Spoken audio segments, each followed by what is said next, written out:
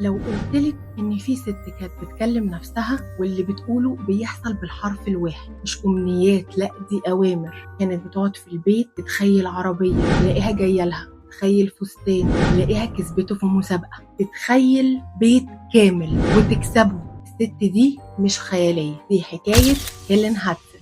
في الخمسينيات لما كانت المسابقات منتشرة على الراديو والجرايد، هيلين ست أمريكية بسيطة من تكساس كانت قاعدة في البيت وبتفكر ليه ناس بتكسب وأنا لأ، فبدأت تشارك وتكسب.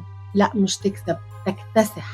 كسبت تلفزيونات، رحلات، هدوم، عربيات، في الآخر كسبت بيت كامل. حظ ولا سحر ولا في كود نفسي احنا ما نعرفوش؟ هيلين قالت جملة غيرت بيها حياة ناس كتير. قالت إن الفوز مش بيجي لما تكسب، الفوز بيجي لما تختار إنك تكسب.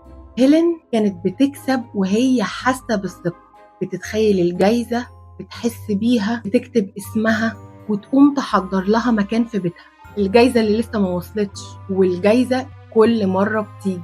هيلين بعد كده عملت كتاب اسمه The Name It and Claim It Game. الكتاب كان بتشرح فيه ازاي بالظبط كانت بتكسب المسابقات، بيفصل خطوات تفكيرها والاسلوب اللي اتبعته، وكانت بتربطه دايما بقانون الجذب، اللي هو تتخيلي الحاجة وتؤمني انها هتحصل وتتعاملي معاها كأنها حصلت. الكلام اللي قالته هيلين ده ينفع نطبقه عندنا في الإسلام ولا لا؟ جزء منه ينفع وجزء كبير لا. في ديننا حسن الظن بالله والتفاؤل والدعاء والسعي، كل دي مفاتيح رزق وليهم قوة كبيرة جدا في تغيير الواقع، بس الأساس عندنا هو إن احنا نتوكل على ربنا.